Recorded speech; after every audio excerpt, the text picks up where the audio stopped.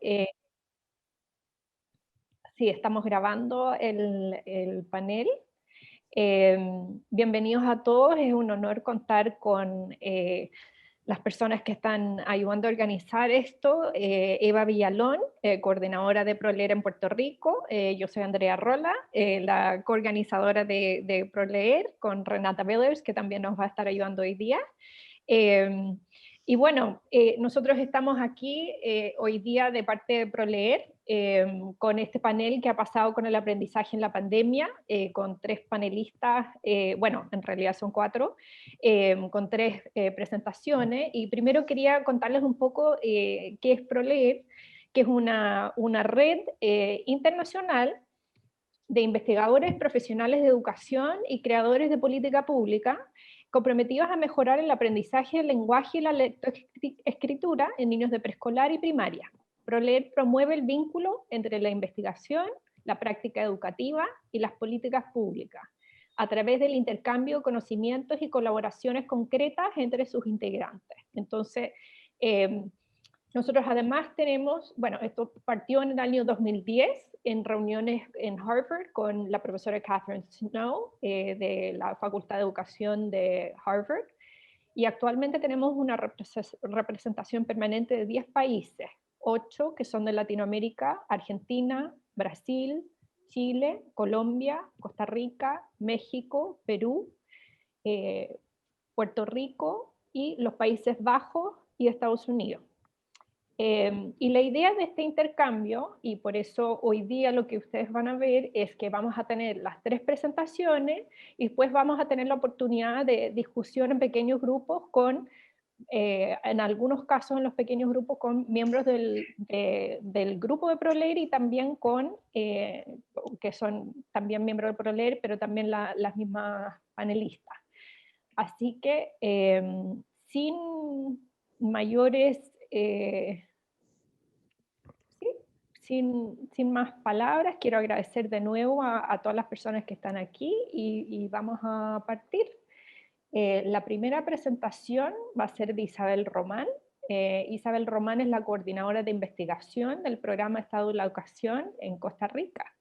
Así que, Isabel, voy a dejar de compartir y te doy la palabra. Muchas gracias.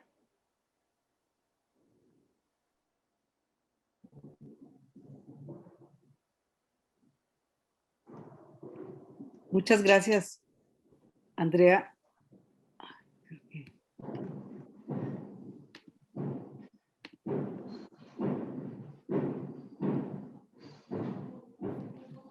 Bueno, buenos días. Muchas gracias, Andrea, y a vos y a ProLeer por la invitación para compartir algunas reflexiones que he denominado, pues, generando evidencia en tiempos de pandemia, algunos hallazgos y lecciones aprendidas desde Costa Rica. Quizás tal vez rápidamente ubicar, nosotros en Costa Rica desde hace más de 15 años tenemos un informe sobre el estado de la educación, que es un informe que se produce por una red de investigadores de las universidades públicas del país y que pues tiene como objetivo fundamental pues ayudar y contribuir a las autoridades, a los docentes, a los directores, a los estudiantes, a las organizaciones sindicales y sociales del país, a los padres y las madres de familias, a tomar decisiones y el informe lo que tiene es pues una vocación fundamentalmente propositiva para plantear recomendaciones de mejora de política educativa sobre la base de la evidencia científica.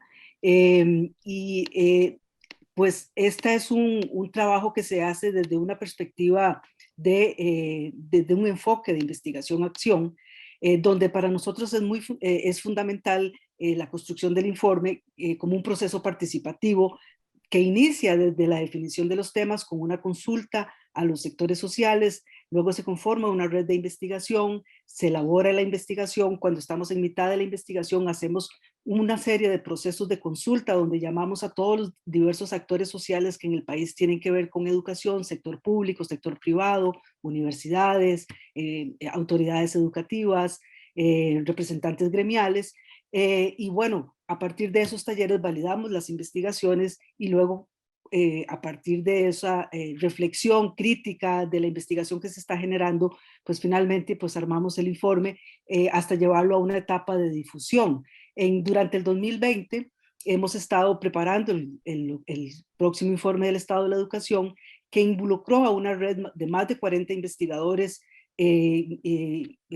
ya digamos, de nuestra red, investigadores ya más senior, pero también contamos con más de 224 postulaciones de investigadores jóvenes, que pues también llamamos a la red para que se vayan introduciendo en la investigación sobre educación, y realizamos 19 talleres de consulta de las distintas investigaciones que estábamos haciendo en el marco de la pandemia, donde tuvimos más de 400 participantes de todos los sectores sociales, y durante todo este año 2020 tan complicado, pues fuimos produciendo evidencia científica, más de 6 artículos de evidencia científica que fueron pues consultados por más de 25,000 personas y con una amplia referencia en los medios de comunicación para estar incidiendo y generando información en la incertidumbre. Y también hicimos una consulta a actores educativos, docentes, a hogares y a directores de centros educativos para ir generando información de lo que estaba ocurriendo. En el caso de los docentes, nos aliamos con el Ministerio de Educación para desarrollar más de una encuesta para más de 42,000 docentes en marzo del 2020, y luego otra de 20,000 docentes para evaluar sus competencias digitales. Indudablemente la pandemia, pues como en todo el mundo, fue una situación inédita para el sistema educativo costarricense, que envió a 1.200.000 estudiantes a sus casas. Y la primera lección que nos deja nos dejó la pandemia, es recordarnos a toda la sociedad costarricense que lo más importante del sistema educativo es la relación docente-alumno, o sea, el núcleo instruccional. ¿Verdad? A veces se nos olvida y pensamos que es el sistema, ¿no? El sistema, lo fundamental es la relación docente-alumno, porque como hemos discutido muchas veces en ProLeer, la calidad de las relaciones que se construyan en esa interacción es lo fundamental. Y también la pandemia nos recordó la importancia de la escuela, no solamente como un espacio para los aprendizajes, sino también un espacio para la nutrición, un espacio para la construcción de relaciones sociales y de convivencia, y un espacio para la protección y el cuidado. Durante todo el 2020 vimos cómo la escuela llevaba alimentos a las casas, y todos los problemas que se suscitaban en los hogares a propósito de los problemas de violencia, y por supuesto todo el tema de cómo la pandemia rompe el tema de las relaciones sociales en la escuela, de que se construyen en la escuela. Una segunda lección importante que nos dejó la pandemia es que la escuela pública la escuela pública de calidad iguala y atenúa la desigualdad. En el caso de Costa Rica, pues tenemos un sistema educativo público universal al cual asisten más del 90% de nuestros niños, niñas y adolescentes. ¿Y qué nos enseñó la pandemia? Bueno, que fuera de la escuela la realidad es muy desigual, ¿verdad? ¿Por qué? Bueno, porque hemos venido teniendo en los últimos 20 años un incremento sostenido del índice de Gini, de la desigualdad en el país, y eso lo que nos nos dejó claro en la pandemia es que no todos los hogares estaban en igualdad de condiciones para hacer frente a esa ruptura de la relación docente-alumno, ¿verdad? Que se rompió porque se alteró las dos variables fundamentales, que es tiempo y distancia, ¿verdad? O sea, de esta relación. Entonces los hogares estaban en condiciones muy desiguales, ¿verdad? Los hogares pobres versus los hogares ricos, no solamente en términos del número de hijos, sino también de los ingresos y del desempleo que afecta a estos hogares y que se profundizó durante la pandemia. ¿Qué nos enseñó la pandemia? Bueno, que la escuela improvisada en casa está determinada por el capital cultural, económico y cultural, social, económico y cultural de los hogares. Y en el caso costarricense, pues eso es muy claro, porque más del 99% de los niños, niñas y adolescentes que asisten al sistema educativo público vienen de climas educativos bajos, ¿verdad? ¿Y eso qué significa? Bueno, que en estos hogares el promedio de los padres tiene primaria incompleta o menos, tiene menos recursos cognitivos y poco tiempo para apoyar a sus hijos. Una situación que se agravó durante la pandemia, ¿verdad? En una condición en la que se suponía que pues, los padres de familia tenían que dar el apoyo a sus hijos, y no necesariamente todos estos hogares estaban en esas condiciones. De hecho, una de las primeras consultas que hicimos en el año pasado fue una consulta a más de 3.500 hogares, donde la evidencia nos dijo que las familias no se sentían preparados para educar en casa, ¿verdad? Y que la probabilidad que ese apoyo se diera, pues se incrementaba si, pues conforme aumentaba la educación de los padres. Vean ustedes en este gráfico cómo los padres que se sentían más preparados eran aquellos con secundaria completa o más. Esta evidencia se generó durante la pandemia. La tercera lección que aprendimos es que atender la desigualdad importa porque en tiempos extraordinarios se exacerba. Una de las cosas que la pandemia dejó en evidencia eran las grandes brechas que teníamos, especialmente en lo que tiene que ver con el acceso de los hogares a una buena conectividad. Así, antes del 2020 ya sabíamos por información de la encuesta de hogares que el 80% de los niños de 5 a 18 años de los hogares de quintiles más altos tenían acceso a una buena conectividad, pero que en el caso de los niños y jóvenes de los hogares más pobres, ese acceso a una buena conectividad era apenas de un 37%. Había un 48% de esa población estudiantil que solo accedía a Internet por celular y había un 10% que no lo hacía de ninguna manera, ¿verdad? De tal manera que ya teníamos, antes de entrar a la pandemia, estas brechas que durante la pandemia se profundizaron. Un acceso desigual que también tiene rostro territorial, porque mientras que en el 60% de los hogares en la región central del país tienen acceso a una buena conectividad, en las regiones periféricas esa conectividad baja a un 80%. Y también dentro de los análisis que hicimos el año pasado para generar y aportar evidencia al Ministerio de Educación sobre lo que estaba ocurriendo, hicimos un análisis sobre hacinamiento tecnológico en los hogares.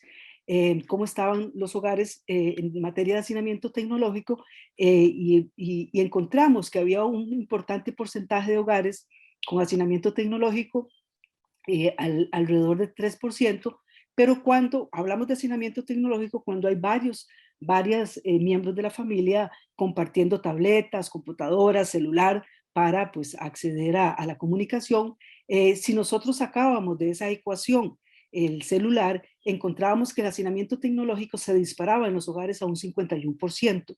Y en el caso de los hogares más con 3 o más estudiantes o 4 o más estudiantes, el hacinamiento tecnológico subía a un 66 a un 77%. ¿Qué significa esto?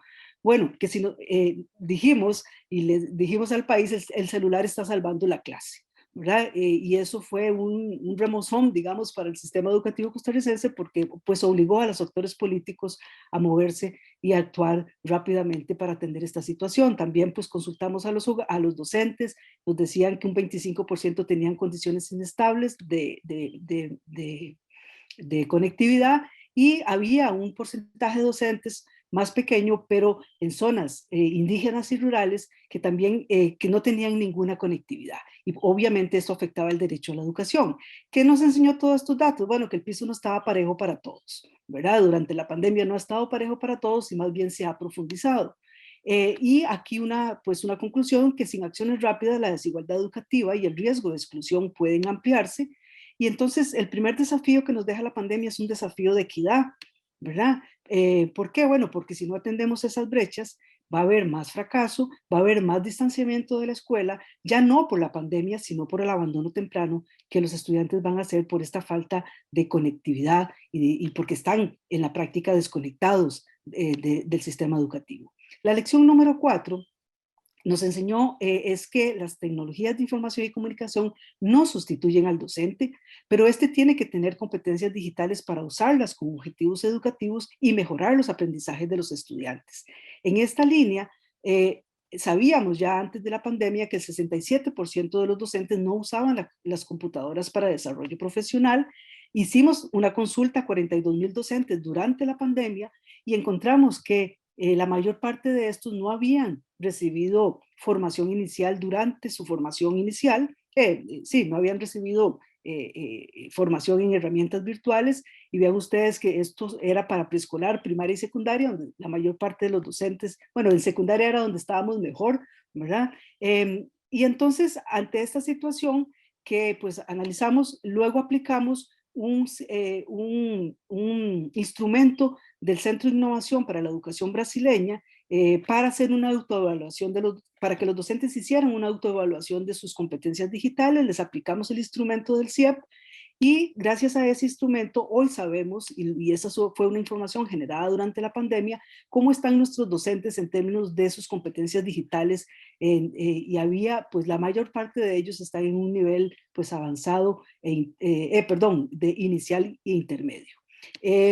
La quinta lección, bueno, y nada más me detengo en esto, nada más para decir que esta información ha sido fundamental también para que el Ministerio de Educación empiece a desarrollar planes de formación que trate de considerar las particularidades de cada uno de estos grupos. Solo un 23% eran de nivel avanzado, que fueron los que salvaron la tanda, ¿verdad?, de la pandemia, porque fueron los que pudieron ayudarle a sus compañeros a asumir el reto de lo virtual, ¿verdad? La quinta lección es que la pandemia generó una importante contracción de los aprendizajes que afecta a toda una generación. Hicimos un análisis durante el año pasado y para este informe de cuánto estaban dejando de aprender los estudiantes. Pusimos especialistas de nuestras universidades a analizar cuántos contenidos estaban dejando de ver. Vean ustedes, en lectura y escritura ya tenemos evidencia de una importante contracción. En primer grado solo se contempló el 59% de los contenidos y en segundo grado un 38% de los contenidos.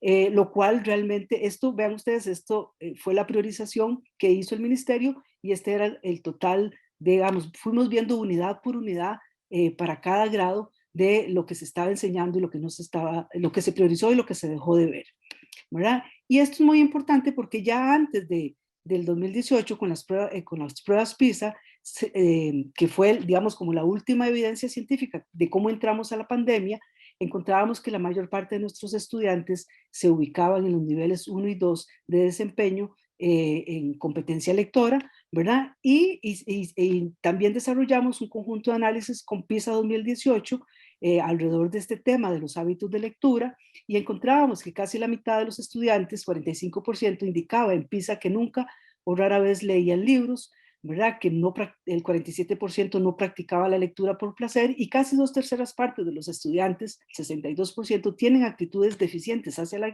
lectura, aunque se consideran buenos, ¿verdad? O sea, ahí hay un tema bien importante en términos de las actitudes y la autoeficacia, y esto es un reto porque también aplicamos un modelo de ecuaciones estructurales con esta información a partir de un modelo teórico que construimos con apoyo de especialistas, entre ellos Ana María Rudino, que nos acompaña acá, en este modelo de ecuaciones estructurales de PISA para los resultados de Costa Rica, es claro cómo el tema de las prácticas de mediación docentes y el capital cultural pues, de los hogares incide en, digamos, explica, y como es un modelo de ecuaciones estructurales, aquí sí que hay causalidad, las habilidades y estrategias de la lectura de los estudiantes, y esto pues tiene esto incide directamente sobre la competencia lectora de los estudiantes, pero además encontramos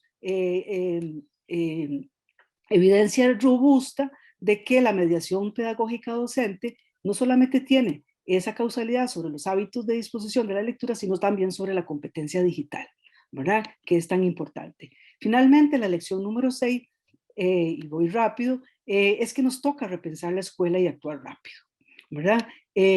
Porque aquí la principal pregunta que nos surge en la pandemia es cómo hacer que los daños temporales que ha generado la pandemia no se conviertan en daños permanentes. Y cómo hacemos cambios sustantivos para formar ciudadanos globales, ¿verdad? Y acá, pues, obviamente el gran desafío que tenemos es repensar el aula para formar ciudadanos del siglo XXI y realmente cómo avanzamos a convertir las aulas en verdaderos laboratorios de innovación donde los estudiantes pues realmente tengan como sus principales habilidades la flexibilidad y la estabilidad emocional para manejar la incertidumbre y el cambio permanente que fue el principal aprendizaje en la pandemia. Es cómo enseñar para la comprensión, ¿verdad? En los próximos años vamos a necesitar planes remediales urgentes para solventar ese apagón pedagógico, esa contracción de los aprendizajes, y acá el fortalecimiento de la alfabetización lectora y digital y promover las capacidades del pensamiento complejo, para promover las capacidades del pensamiento complejo son fundamentales, ¿verdad? Enseñar a pensar, a comprender las ideas de una manera profunda y operar con ellas de un modo efectivo. Finalmente, la lección la última lección es que necesitamos cambios disruptores e innovadores con sentido de urgencia en docencia, recursos educativos y gestión.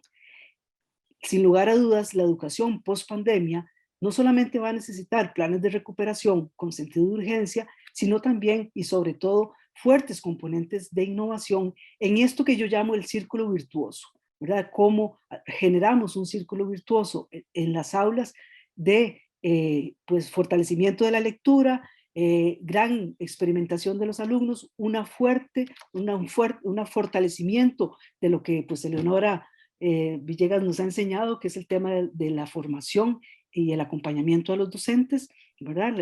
La formación continua. Y este círculo virtuoso pues quedó muy claro en la pandemia, que es uno de nuestros grandes desafíos. Obviamente nos toca repensar el perfil del docente de la escuela post pandemia que viene, ¿verdad? Un docente investigador, un docente muy buen lector y un docente muy flexible para adaptarse permanentemente al cambio.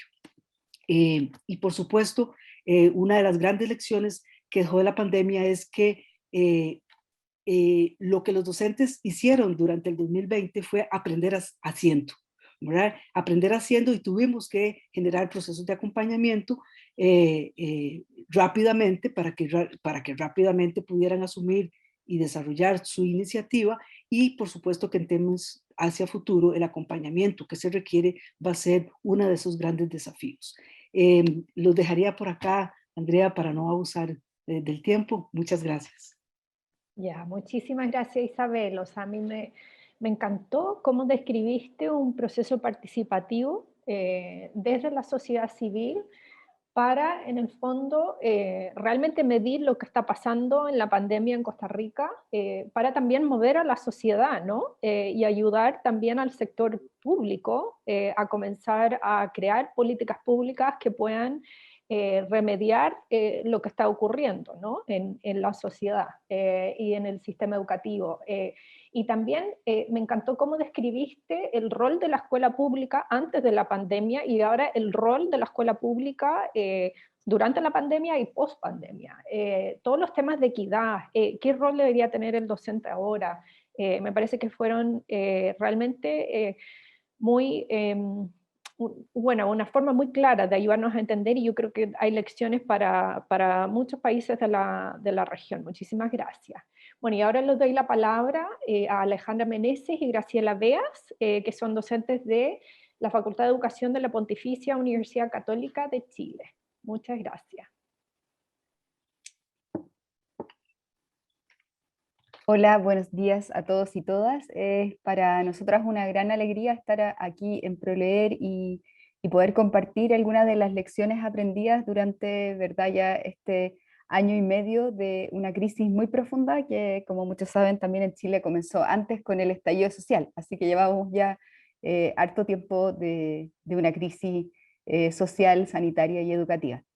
Lo que nosotras vamos a compartir hoy día con Graciela Bea es una experiencia muy concreta que hemos desarrollado en la Universidad Católica, donde trabajamos para seguir adelante con la formación de los futuros profesores. Entonces ahí es bien interesante cómo se va engarzando con lo de Isabel, porque nosotros tomamos ese desafío. ¿Cómo seguimos adelante con la formación inicial docente basada en la práctica cuando todos los colegios cerraron y las universidades cerraron? Y ¿verdad? El motor de la formación basada en la práctica es que los futuros profesores y profesoras tengan oportunidades tempranas de poder asistir a los centros educativos y trabajar con los niños y niñas.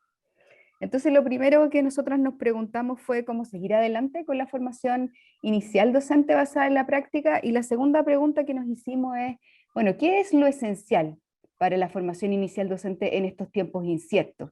Ya que efectivamente el escenario, como describía Isabel, cambió potentemente y visibilizó otras cuestiones que ya sabíamos que estaban y que por lo tanto nos llamaron a hacernos cargo. Y aquí viene un poco nuestra respuesta y les vamos a mostrar cómo llegamos hasta acá, pensamos que en nuestra formación inicial docente basada en la práctica se hizo mucho más evidente el formar un profesor y profesora que tenga una experticia adaptativa. ¿Y esto qué significa? Que sea sensible al contexto, que tenga flexibilidad para poder ir generando respuestas frente a escenarios complejos e inciertos, y que tenga conocimiento basado en la evidencia para poder tomar decisiones. Pensamos que eso es lo fundamental. Ahora, nosotros tratamos de representar que entonces el ADN de la formación inicial docente está configurada por esta formación basada en la práctica, donde enseñamos este conjunto de habilidades profesionales junto a el razonamiento pedagógico. Pensamos que es fundamental verlos entrelazados. ¿Y eso para qué? Para que sean capaces de tomar decisiones para seguir ofreciendo una enseñanza justa y de calidad en una diversidad de escenarios que hoy día con la pandemia se exacerbó, ¿verdad? El tema de las desigualdades, el tema de la complejidad, pero que tal vez esos temas siempre han estado ahí, y como también decía Isabel, para la pospandemia a lo mejor vienen nuevos contextos. Entonces ahí es donde nosotros nos vimos desafiadas a cómo es esa educación inicial docente, y tomamos entonces como piso fundamental o como habilidades gatilladoras las habilidades del siglo XXI. Cómo podemos incorporar en la formación inicial docente basada en la práctica, por lo tanto en los talleres de práctica, el pensamiento crítico, la comunicación y la colaboración. A raíz de ese modelo, nosotros tuvimos que generar rápidamente nuevas experiencias de formación inicial docente, pero también tomamos la oportunidad de hacer un estudio de Design-Based Research para tratar de registrar y aprender de este año y medio en el que llevamos, ¿verdad?, en esta situación de cuarentena. Entonces lo que les vamos a presentar acá son algunos resultados preliminares. Entonces partimos de un problema, que es, ¿verdad?, la pandemia, cómo seguimos adelante con una formación práctica remota. Hicimos un primer ciclo, el primer semestre del 2020, donde participaron 54 profesores en formación. Hicimos todo el recorrido, ¿verdad?, diseñar, implementar, evaluar y reflexionar. A partir de esa experiencia tomamos algunas lecciones y generamos un segundo ciclo, el segundo semestre, en el que participaron 26 profesores en formación, y la última experiencia, que es la que estamos desarrollando actualmente, donde participan 72 profesores en formación. Ahora, lo interesante es que en estas tres experiencias tomamos esos núcleos que les mostraba, de este modelo, digamos así, de cambio, para poder ver qué vamos aprendiendo para la educación en pandemia, pero también para la educación post pandemia. Entonces, lo primero que aprendimos en el 2020 semestre 1 es, lo importante no es la herramienta digital, sino el aprendizaje en la práctica. ¿Cómo se sigue adelante con el aprendizaje en la práctica cuando el escenario cambia? Y aquí lo que nosotros hicimos muy rápidamente fue generar una formación donde los futuros profesores y profesoras tenían tres núcleos centrales, que era aprender a explicar, desarrollar explicaciones pedagógicas a través de cápsulas en el marco de una docencia asincrónica, aprender a interactuar a través de videollamadas en el marco de una docencia sincrónica, y aprender a retroalimentar. ¿Ya? Ese fue como nuestro primer modificación, adaptación que hicimos en el primer semestre muy rápidamente, porque empezamos, ¿verdad?, nosotros el semestre en marzo, tuvimos una semana presencial y inmediatamente cambiamos a modalidad online. En el segundo semestre nuestro aprendizaje fue menos es más, ¿ya? Y entonces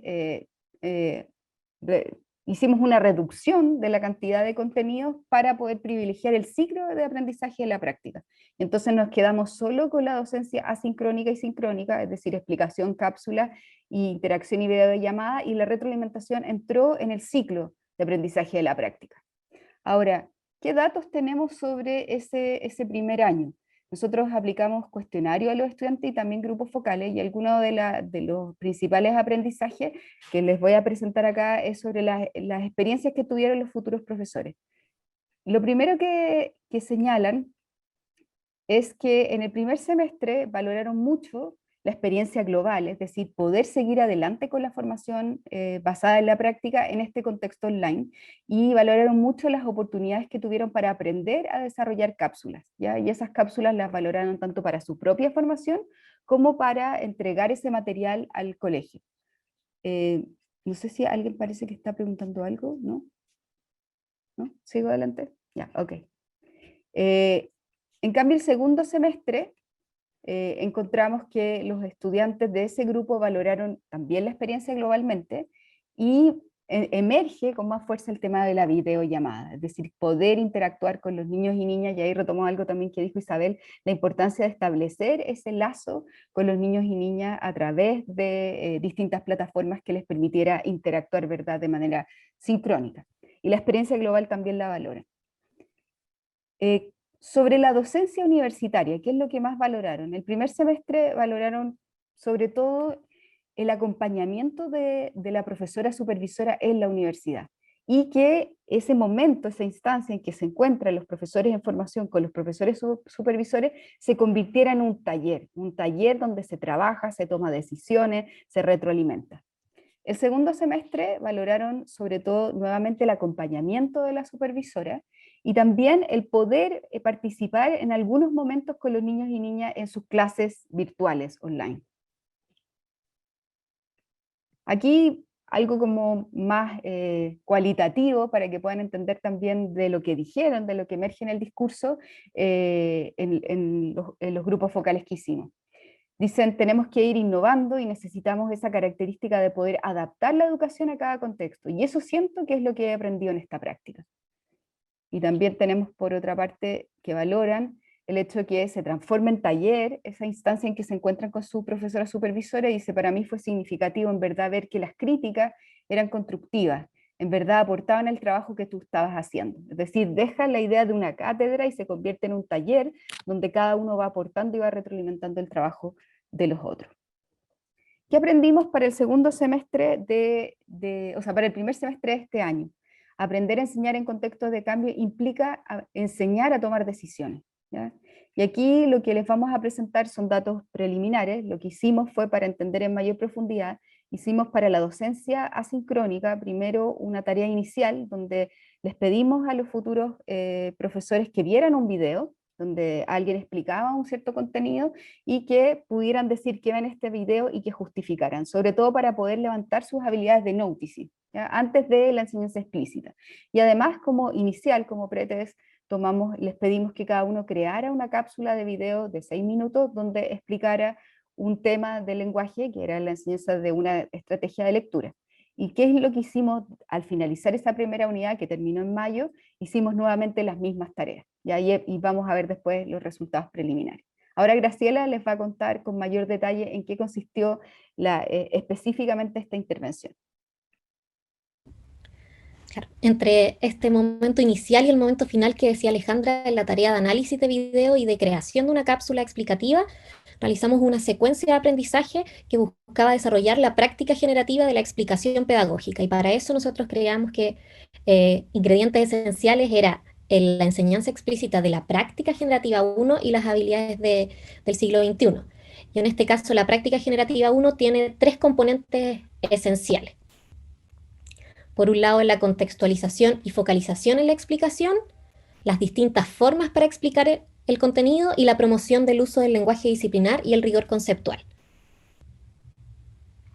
Ahora, ¿qué principios orientaron la secuencia de enseñanza de esta práctica generativa en particular en los ciclos formativos?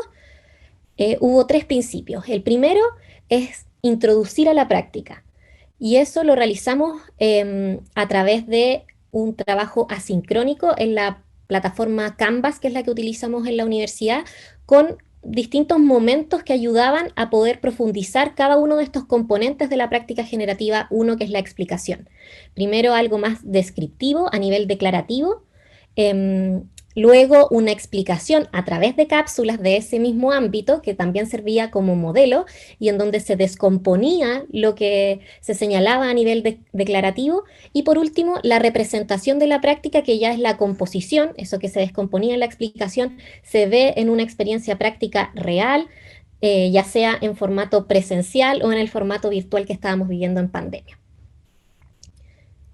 Acá vemos que esta es la vista de los profesores de la plataforma Canvas, en donde vemos que se plantea la introducción de la práctica generativa 1 y hay distintas páginas, entradas para cada uno de los ámbitos que están en esta práctica generativa 1, y ahora vamos a ejemplificar con una de las páginas para que vean cómo se veía, que es el ámbito de promoción del uso del lenguaje disciplinar y rigor conceptual. Teníamos a nivel declarativo una descripción, aspectos relevantes que eran acciones importantes que daban cuenta de esa práctica. Luego venía este video explicativo que ayudaba a descomponer esta práctica y entender lo que se señalaba a nivel declarativo. Podemos ver un pequeño extracto para que vean de qué se trata. El profesor señala: para mejorar sus textos deben adecuarse a la situación comunicativa, es decir, que sean pertinentes para la audiencia y que cumplan el propósito comunicativo. Notemos que se incorpora un concepto propio de la asignatura. Sin embargo, se introduce sin conectar con el lenguaje cotidiano, por lo que es difícil de comprender para los estudiantes. Entonces, ¿cómo debe ser el lenguaje utilizado por los docentes? Para responder esta pregunta, recurriremos a lo planteado en la práctica generativa 1, explicitar el contenido. En ella podemos encontrar 3 grandes ámbitos, y uno de ellos refiere a la promoción del uso del lenguaje disciplinar y al rigor conceptual. Un desempeño esperado en este ámbito implica que él o la docente use recursos semióticos específicos de la asignatura y los haga comprensibles. Además, solicite que sus estudiantes los utilicen para construir conocimiento. Esto se puede concretizar en las siguientes acciones. Entonces, si vemos en esta cápsula, además de tratar de ser modelo de la explicación, se parte de una situación cotidiana, que sería la contextualización, que ellos también tienen que realizar, una situación cotidiana para el ámbito escolar, digamos, y desde ahí se gatilla la necesidad de aprender sobre este ámbito y luego se explica, se vuelve a esa situación y se muestran también otros ejemplos y se modela cómo desarrollar esa práctica. Y luego viene la representación de la práctica, que es la composición específicamente en el contexto escolar, y ahí se presentan distintos extractos de video de experiencias reales. Por ejemplo, acá está la conexión del lenguaje disciplinar con el lenguaje cotidiano y se les presenta una cápsula y cómo se ve en esa cápsula esta parte de la práctica generativa. El segundo principio didáctico para esta secuencia es la presencia de modelaje y análisis conjunto de la práctica generativa de explicación. Para eso se hace un taller sincrónico en donde el profesor o la profesora supervisora, la profesora guía de los profesores en formación, modelan el proceso de elaboración de una cápsula. Esto se va haciendo en conjunto y se va mostrando con pensamiento en voz alta cómo es el proceso para llegar a este producto final. Entonces el profesor supervisor señala cómo establece las metas, cómo se sumerge en el contenido desde lo disciplinar y lo didáctico para luego pasar a la toma de decisiones y finalmente se muestra, después de visibilizar ese proceso de planificación y diseño, se muestra cuál es la cápsula final con la que ejemplifica este proceso y se analiza esa cápsula final para ver cómo se conecta con esa toma de decisiones el producto. Y finalmente, el último principio es la retroalimentación y la coevaluación andamiada, que esto es súper clave porque la retroalimentación no es solamente desde él o la profesora supervisora, sino que también hay un proceso de retroalimentación que es entre pares, que lo valoran muchísimo. Y para ello se realiza un taller de toma de decisiones en pequeños grupos en donde las distintas profesores en formación se retroalimentan entre pares. Entonces hay algunos que toman el rol de elaboradores, que son los que presentan su cápsula explicativa, y otros de retroalimentadores, en donde van a comentar a partir de los criterios vistos y de toda la descomposición de esta práctica generativa, esa cápsula de video en donde se explica. Y para eso nosotros damos distintos andamios que pueden ayudar a elaborar un discurso profesional que realmente desarrolle el análisis y la retroalimentación de esa práctica, que eso veíamos anteriormente que costaba un poco. Entonces decidimos incorporar estas pequeñas movidas del discurso profesional que daban un pie forzado para que esto realmente sucediera. Por ejemplo, razonar, estoy de acuerdo, no estoy de acuerdo con, por qué, extender, me interesó cómo lograron, pueden explicar cómo lo lograron, el escenario alternativo, qué tal si en vez de hacen tal cosa porque de este modo podrían, o quiero agregar por qué. Y de esta manera se desarrolla efectivamente una discusión en favor de retroalimentar a sus pares. Bueno, para terminar algunos resultados preliminares, hemos hasta ahora solo analizado la primera tarea, que es la de noticing, de observar el video y hacer la reflexión y el análisis. Y cuando comparamos lo que sucede en el inicio versus el final, vemos que hay diferencias significativas en casi todas las áreas. Una de las áreas que más avanzan son aquellas que tienen que ver con el lenguaje disciplinar. Solo en el caso del análisis de la contextualización es lo que no vemos diferencias significativas. Ahora, en cuanto a la calidad de sus habilidades de comunicación, cuando expresan sus ideas en este análisis, vemos también que hay avances significativos en todas las dimensiones que tienen que ver con la creación y la organización de ideas, y no así las que tienen que ver con puntuación, lo que nos hace estar como bien positivas sobre la propuesta. Nos falta analizar la parte más importante, que son los videos, pero ya vamos a empezar ahora a analizar esa parte, y queremos establecer relaciones entre el noticing y la puesta en acto. Aquí solo, y no lo vamos a leer por temas de tiempo, pero es para que pudieran ver cómo cambia también un mismo estudiante, una misma profesora en formación, su reflexión al inicio y al final. Al inicio son muy anecdóticos o muy descriptivos de lo que ven en el video, y al final incorporan ya el lenguaje específico de las dimensiones que presentaba Graciela, haciendo uso también de sus habilidades de pensamiento crítico y de comunicación. Bueno, eso, muchas gracias. También a todas las profesoras supervisoras, profesores y profesoras de formación que participaron en esta experiencia. Este es nuestro modelo formativo basado en la práctica, y este es nuestro equipo de investigación. Muchas gracias. No, la verdad es que gracias a ustedes, o sea, yo creo que es una inspiración ver a un equipo académico que está, o sea, realmente dándose el trabajo de medir lo que está pasando en la formación inicial, y a través de ciclos de reflexión, que nosotros hablamos mucho de la reflexión docente, pero ustedes son modelos de cómo reflexionar acerca de la formación inicial, y después lograr que sus propios docentes en formación estén reflexionando y están logrando resultados. Entonces yo creo que es un ejemplo para todos nosotros en la región. Así que muchísimas gracias por la presentación, yo creo que nos ha inspirado a todos. Y ahora le doy la palabra a Armida Lizarraga, que es directora ejecutiva de Luminario, una organización no gubernamental en Perú.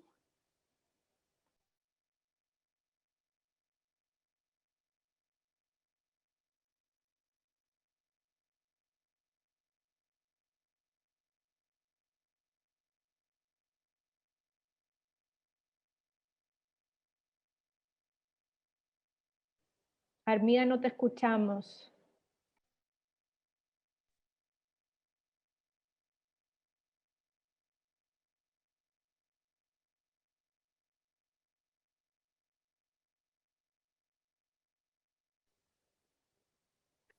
¿Ahora me escuchan?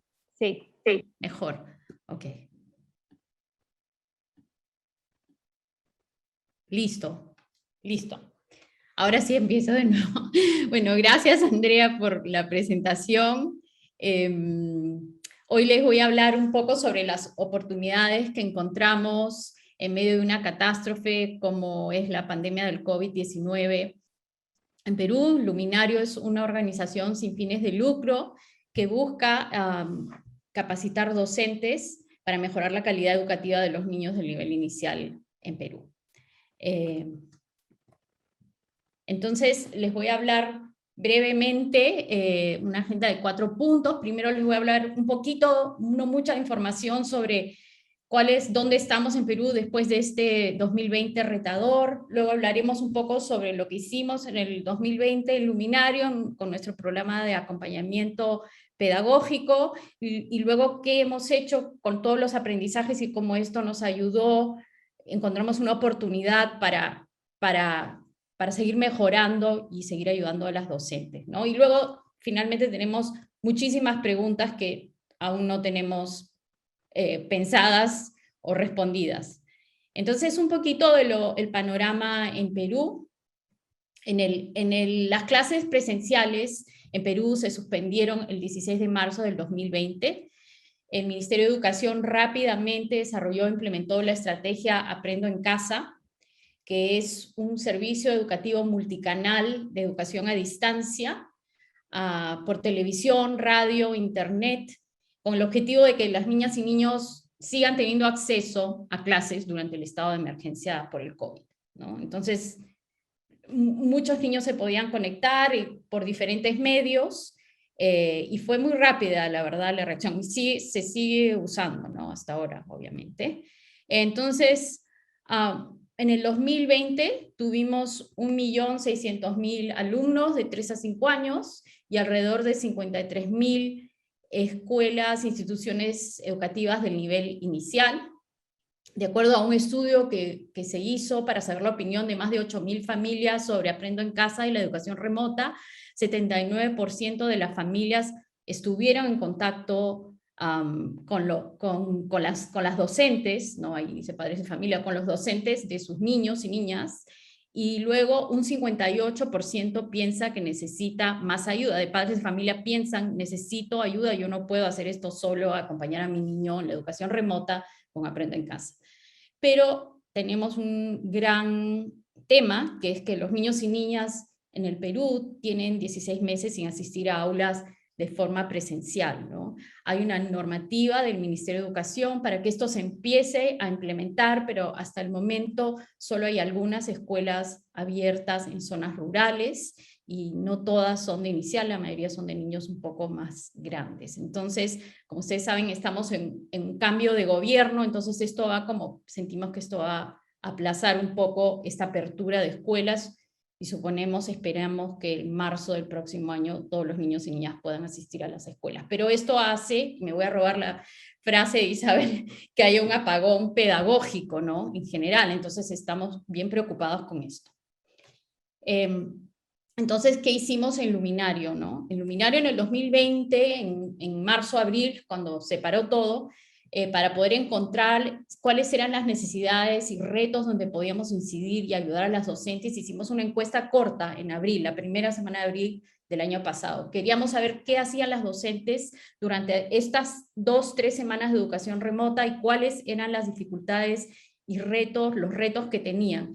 Encontramos que en pocos casos las docentes daban retroalimentación de alta calidad a los niños y a los padres de familias. También encontramos que en muy pocos casos se daban interacciones de alta calidad, ¿no? Y cuando decimos interacciones de alta calidad es, por ejemplo, incluso en virtualidad, interacciones entre docentes y niños que involucran conversaciones de ida y vuelta, de turnos múltiples, preguntas abiertas, ¿no? Es decir, preguntas de una sola respuesta. ¿Y cuáles son los retos que encontramos? Los retos principales que nos hallamos en esta encuesta eran que las docentes tenían retos en involucrar a las familias como aliados, porque sabemos que el éxito de Aprendo en Casa dependía de lo que hacían los padres. Los docentes también tenían que adaptar los materiales a las necesidades de sus alumnos, descubrir qué es la evaluación formativa, la educación remota, la retroalimentación es parte fundamental de este ciclo de aprendizaje en virtualidad, conectar este aprendizaje virtual a las experiencias cotidianas de los alumnos y, como ya he dicho, cómo promover interacciones de alta calidad de forma remota. También encontramos que las docentes necesitaban comunicar de forma clara los recursos y actividades de la plataforma Aprendo en Casa. De pronto estas docentes se encontraron con que tenían que tomar decisiones ejecutivas todos los días en cuanto a traducir y hacer simple las actividades de Aprendo en Casa, en cuanto a organizar a los padres de familia, en cuanto a crear grupos pequeños de niños, cosas que nunca habían hecho antes, ¿no?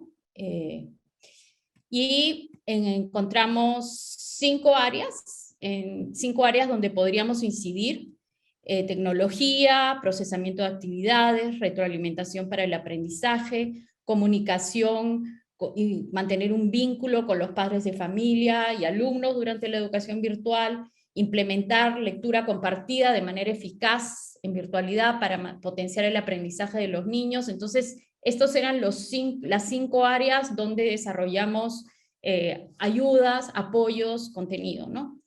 ¿Y cómo lo hicimos? Teníamos varias estructuras, lo hicimos a través de tutoriales o cápsulas, con videos cortos sobre diversos temas que veíamos que las docentes necesitaban, webinars, que son capacitaciones donde íbamos un poco más a fondo una vez al mes, los sábados por la mañana.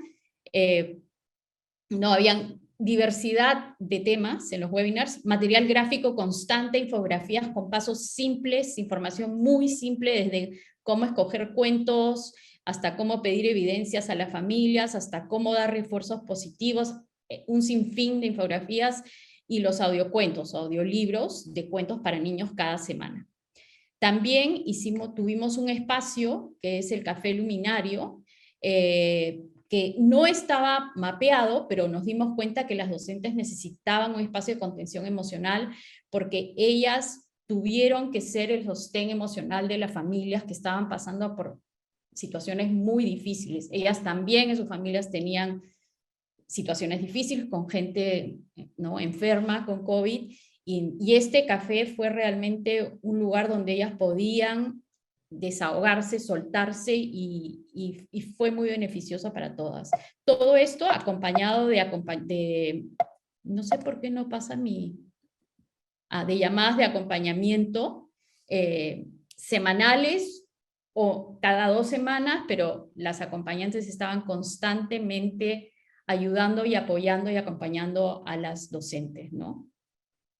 Y algunos resultados, si bien no pudimos monitorear el progreso de los niños, sí pudimos administrar una herramienta para medir la autoeficacia docente ya desde el 2019 y ver cómo es que las docentes de este grupo que estuvieron 2 años, 2019-2020, las mismas docentes, las 24 docentes, se perciben a sí mismas como capaces de hacer actividades pedagógicas con sus alumnos para ayudarlos. Entonces vimos un descenso al iniciar la pandemia, para luego tener un crecimiento en su percepción, ¿no? En su autopercepción. También encontramos que las docentes, con una encuesta, participaron en 100% de las docentes enviaron actividades diariamente a los niños, 81% de las docentes enviaban retroalimentaciones diarias a sus estudiantes, 95% valoraron mucho los recursos o muchísimo que nosotros compartimos, 73% de las docentes completaron 90% del programa. Entonces los aprendizajes del 2020 fueron muchísimos, ¿no? Aprendimos muchísimo porque básicamente reinventamos todo el programa, y los principales fueron que es importante fomentar la autonomía y el empoderamiento de las docentes para que se apropien de su propio proceso de aprendizaje, porque notamos que ellas nos pedían cosas hechas, los recursos, dame ideas, dame una lección, pero realmente ese no es el foco, ¿no? Esta era una oportunidad perfecta para ayudarlas a empoderarse, a hacerse cargo de su aprendizaje y de desarrollar lo que sus niños necesitan. Entonces, esto es clave, les decimos siempre, no somos un lugar de recursos, tú tienes que generar tus propios recursos, porque tus alumnos, cada grupo es diferente. Entonces, esto es algo que tenemos que seguir trabajando, lo tenemos claro, mantener la importancia de los espacios de contención socioemocional, el Café Luminario y otros que hemos incorporado ahora son muy importantes para las docentes, especialmente en esta situación de pandemia y encierro. Y luego vimos la oportunidad dentro de toda esta catástrofe de poder escalar el programa usando la tecnología. Finalmente vimos que sí se podía, que sí podíamos llegar a más docentes, y pensando en todos estos componentes del programa de virtualidad, ¿no? Dijimos, podemos hacer muchísimo más con la tecnología. Entonces nos dio como el espaldarazo a pensar en grande, ¿no? Armida. Sí. Perdón, que llegó una pregunta, pero parece que lo contestaron. ¿De qué colegio son las docentes? Y Rosa contestó, las docentes son las que trabaja Luminario del sector público. Sí, son docentes de Lima Metropolitana, no lo puse porque era demasiada información, pero son docentes de colegios públicos del nivel inicial de Lima Metropolitana, de 2 UGELes que son como distritos escolares, digamos, en Lima. Entonces, ¿cómo usamos todas estas oportunidades para seguir mejorando? Usar esta serie de catástrofe y toda esta serie de cosas que tuvimos que probar en el 2020 constantemente y medir, ¿no? Eso me olvidé de mencionarlo. Probábamos algo, medíamos, probábamos algo, medíamos. Era un prueba y error todo el año 2020. Entonces, hicimos un paso atrás, hicimos una evaluación de la estrategia del luminario, una revisión estratégica de nuestro programa, tratamos una consultora externa y junto con el directorio revisamos a dónde queríamos llegar y determinamos que con todo lo aprendido podíamos escalar el programa, así que ahora llegamos a 62 directoras, estamos trabajando con 90 docentes y 60 instituciones educativas este año 2021 con un nuevo grupo de docentes. Recordemos que creo que no lo mencioné, cada grupo está 2 años haciendo este programa de acompañamiento pedagógico. Este es un grupo nuevo. Entonces, si bien habíamos encontrado estas áreas de necesidad en las docentes, encontramos muchas más, ¿no? Entonces, revisamos todo el contenido desarrollado y pusimos una malla de contenidos con 9 áreas de necesidad para las docentes en diferentes áreas, desde conocer sobre el desarrollo infantil hasta el liderazgo personal, observar para planificar, interacciones efectivas, tecnología, lenguaje, desarrollo socioemocional, en fin, ¿no? Armamos como una malla de contenido para poder determinar qué es lo que van a seguir estas docentes durante estos 2 años. Y el año pasado también, en el último trimestre, empezamos a soñar y a diseñar una plataforma virtual para poder llevar no solo el contenido, sino todo el programa de acompañamiento online, ¿no? A más docentes. Entonces, en esta aula virtual están todos los tutoriales semanales o cápsulas, todas las capacitaciones grabadas, porque las capacitaciones son sincrónicas, pero luego las ponemos por si alguien las quiere revisar, los audiocuentos, todos los recursos. Pero también es el lugar donde las docentes y sus acompañantes reciben retroalimentación de sus acompañantes, donde hay foros. Acá voy a pasar un video para que lo vean. Esto es una página de una docente, donde suben sus entregables, sus trabajos, donde pueden interactuar con otras docentes sobre diversos temas. Aún estamos probando, ¿no?, todo lo de esta aula virtual y cambiando, pero hay 1000 posibilidades para seguir llegando a más docentes en el futuro.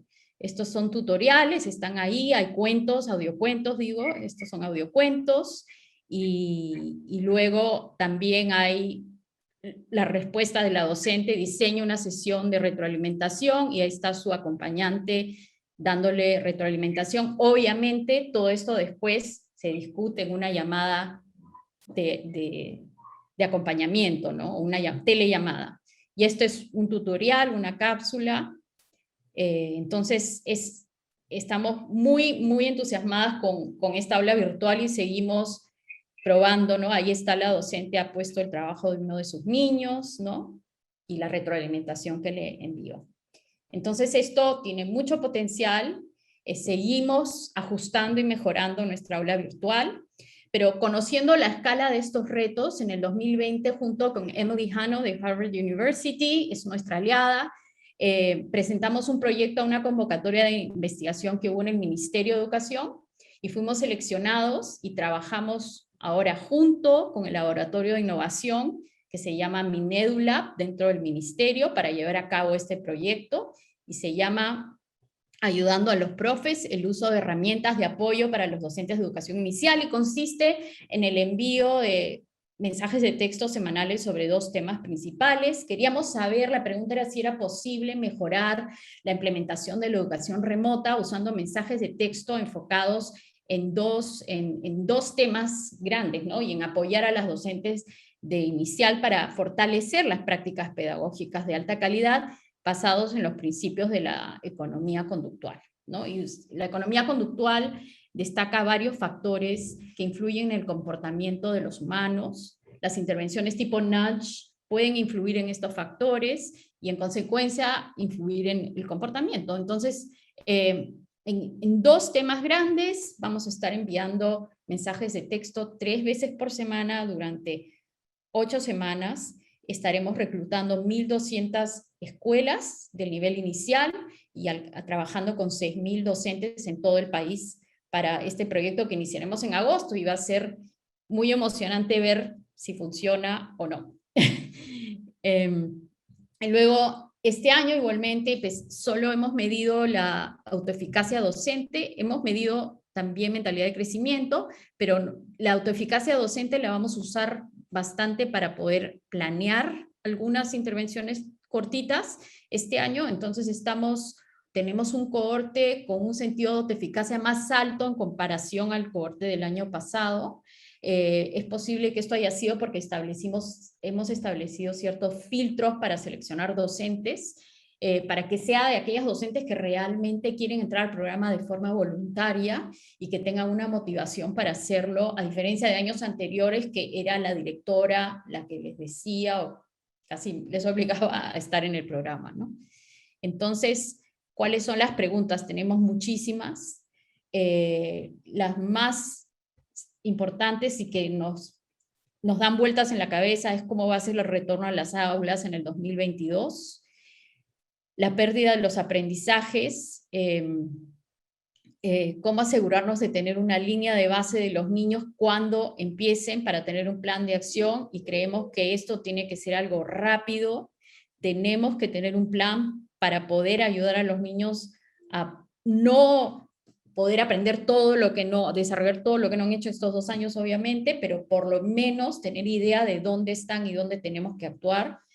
Luego también estamos pensando en un modelo híbrido de acompañamiento con todo lo que hemos aprendido este año y el año pasado.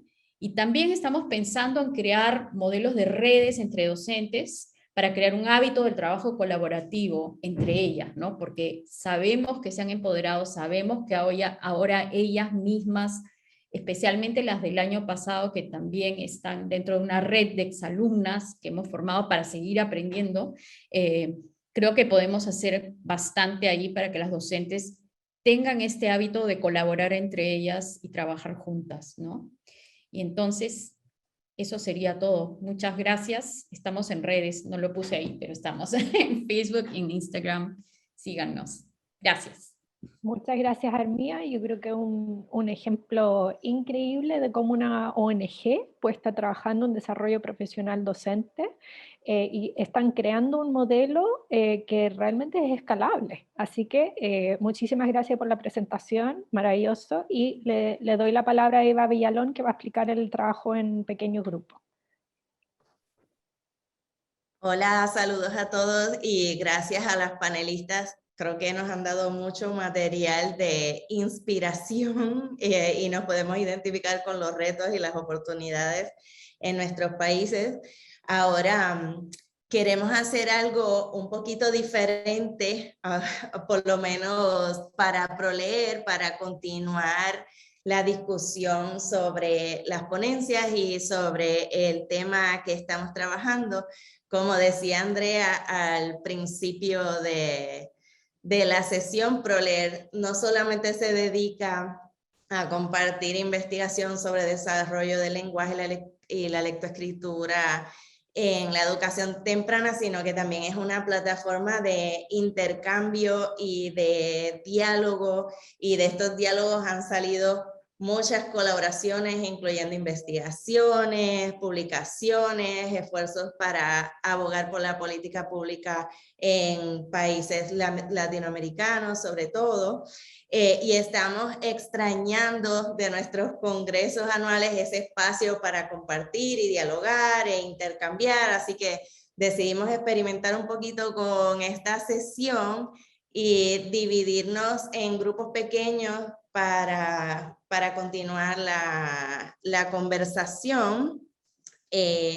Lo que proponemos es que en los grupos pequeños pues aprovechen para presentarse, para conocer a otras personas de la red, y les proponemos la pregunta que está en pantalla para generar la discusión, que discutan, ¿verdad?, cuáles lecciones o propuestas innovadoras para la educación durante o después de la pandemia ustedes visualizan que se pueden aplicar en su país o en su lugar de trabajo. En un momento van a recibir una invitación para unirse a un grupo pequeño. Esperamos que disfruten el intercambio y se nos redujo el tiempo un poquito más, yo creo que vamos a tener como 15 minutos para este ejercicio, para luego poder regresar al pleno y tener, aunque sea un brevísimo cierre. Le aprovecho para agradecer a todo un grupo de ProLeer que nos ha estado apoyando con la coordinación del panel, además de las panelistas, ¿verdad? Renata Villés y Ana María Rodino, y Lorena, ¿verdad? Que está encargada de toda la parte técnica para que corra este ejercicio. Sí. Un segundito en lo que se reincorporan las personas. Qué bueno estuvo esto, ¿eh? Qué bueno. Nos tienen que enseñar cómo hacerlo. Qué bueno que la experiencia fue buena, aunque el tiempo se hace agua y ya lo que nos quedan son 3 minutitos para respetar el tiempo de todos. Queríamos que por lo menos para nosotros poder rescatar, pusieran en el chat las reflexiones que tuvieron en sus grupos. Yo tuve la suerte de que me tocó con Rocío de Luminario, así que pude aprender mucho más del proyecto de acompañamiento a las maestras.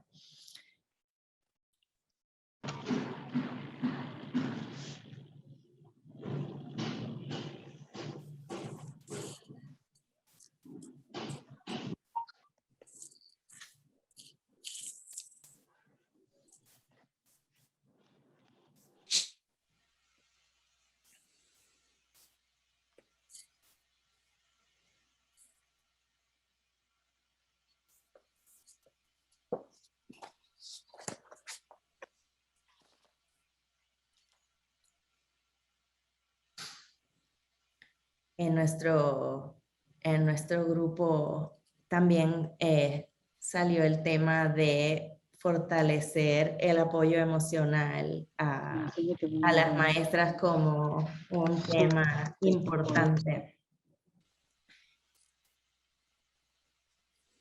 Jenny pregunta que si podemos acceder al informe. Me parece que Isabel contestó hace un rato que el informe va a estar listo en agosto, ¿cierto, Isabel? Sí, en agosto estamos por publicar los resultados de nuestras investigaciones. Eso es mañana. no, Gilberto, no me aterres.